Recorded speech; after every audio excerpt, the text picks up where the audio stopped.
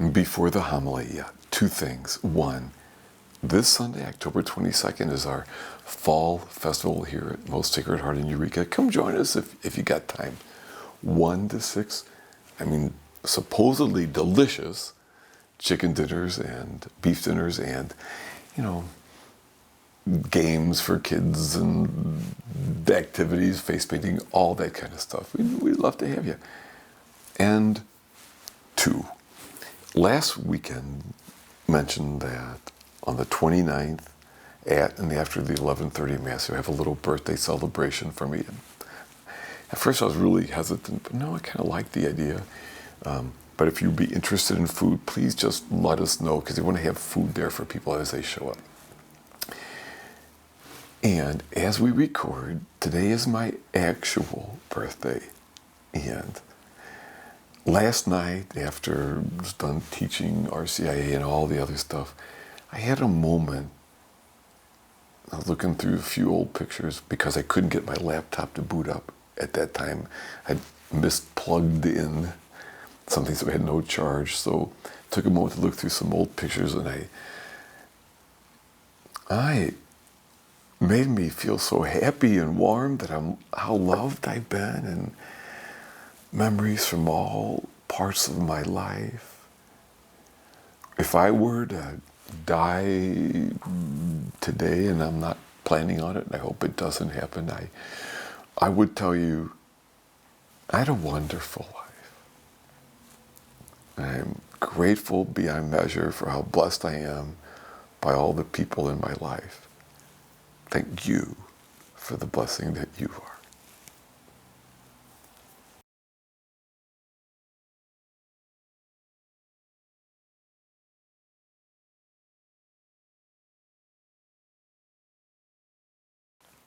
If you scoured the records at the U.S. Census Bureau, not something I think you'd particularly want to do, but you could find some interesting names. Someone actually named their baby Fever. Someone else decided to give their child the name Banana. Somewhere there's a kid walking around with the name Hashtag. One might wonder, did the parents really think this through?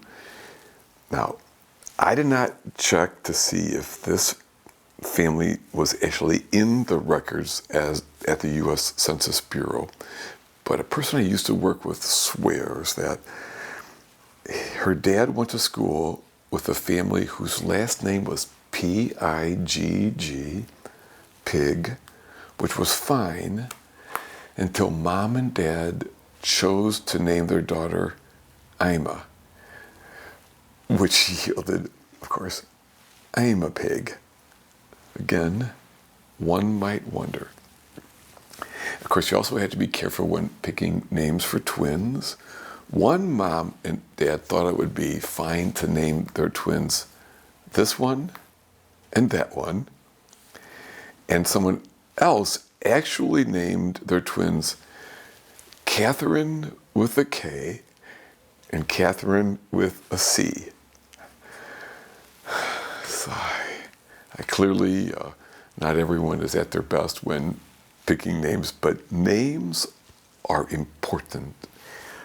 Both official names and the other names we give ourselves and each other. First, each other. How we address each other can deepen a connection with a person or harm a relationship. Sometimes we give people nicknames they don't really like, but they stick. Some people have kind of like pet names for their partner or other loved one that they actually do like. 2, the names we use for God affect how we think about God, how we pray, how we will or won't experience God in our lives. And 3, and this will be the focus of today, the names we use for ourselves affect us more than we realize. How do you speak to yourself about yourself? I mean, even if you just think these words but don't say them out loud, how do you speak to yourself about yourself? A few of us go through our lives telling ourselves we're perfect in every way. No, we're not, of course. More of us, I believe, however, carry around that hurtful name that someone gave us as a child or that we intuited. You know, we were told that we're stupid, ugly, not good enough. We were somehow led to believe that we were unworthy of being protected or even unlovable. What happens is that at some point, we begin to call ourselves those names all too often. It matters a lot how we speak about ourselves to ourselves along the way. Today's first reading from the prophet Isaiah tells us that God calls us by name. God says, I have called you by your name, giving you a title, though you knew me not. Now that message about Cyrus, one of the people seemingly least likely to be close to God, which I love, is also true for us and directed to us. God says, I have called you by name. What do you think God calls you? To help answer that, I'm not going to invite you to a little reflection, a little experience. I will suggest some names that I think God might have for you and invite you to hear these in the quiet of your heart. Now, I know that some people use imagination more readily than others,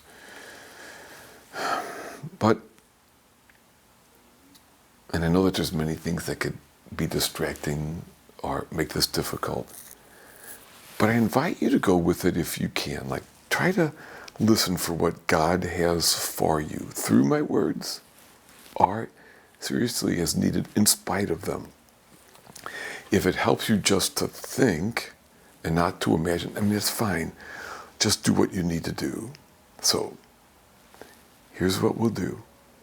Before each name, I will say a word about that name.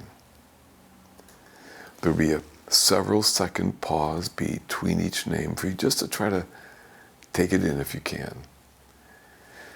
Some people find it helpful to close their eyes for times of prayer like this. If you already tend to fall asleep when you hear me preach, you might want to skip that part.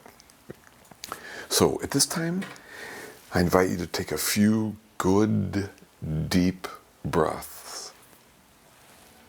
And as you do so, become aware of having a body, of being alive, of being you.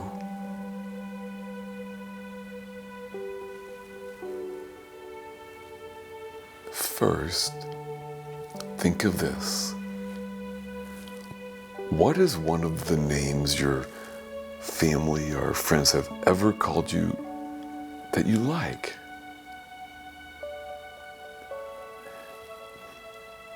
If you have one of those, now in the quiet of your heart, let God speak that name to you.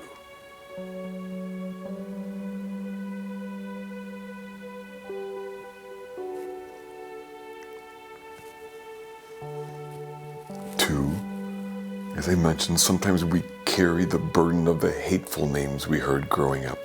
You're fat, you're stupid, you're useless, you won't amount to much. If you ever heard something like that, hear God tell you this. You are beautiful. You are. You are good. You are.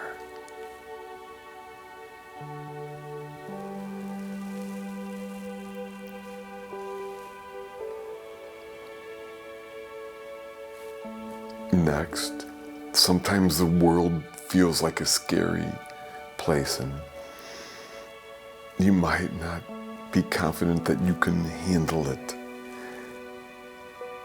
And God says, you are resourceful. You have inside yourself already the resources you need to be able to find what you need to be okay. You do.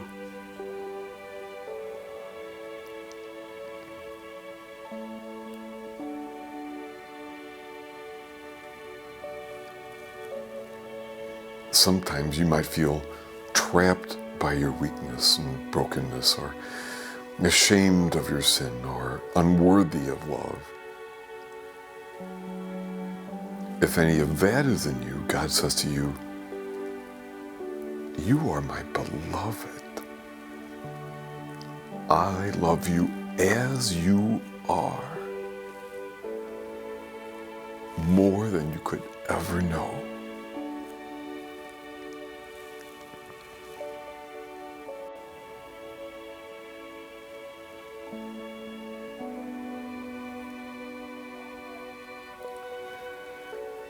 Sometimes you might feel alone in what you face, or that no one ever has time for you. Listen as God calls you my friend.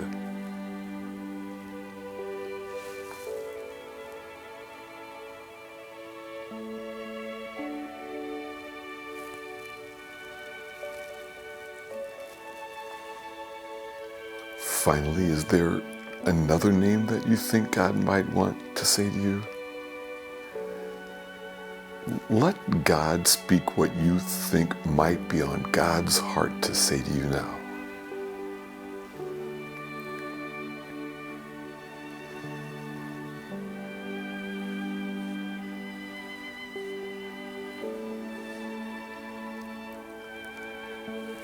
As you are ready, if you closed your eyes, please open them now. If someone near you is snoring, I just recommend a gentle little nudge. And I know that some people use imagination more readily than others. And if you found that exercise difficult or you fell asleep, it's all right, it is. But it's still truth. Names matter. And God has called you by name. And those names God has called you, go back to them from time to time. I'd suggest remember them. Cling to them. Because they're true. To God, you are indeed beautiful, resourceful, safe, good. You are truly beloved of God.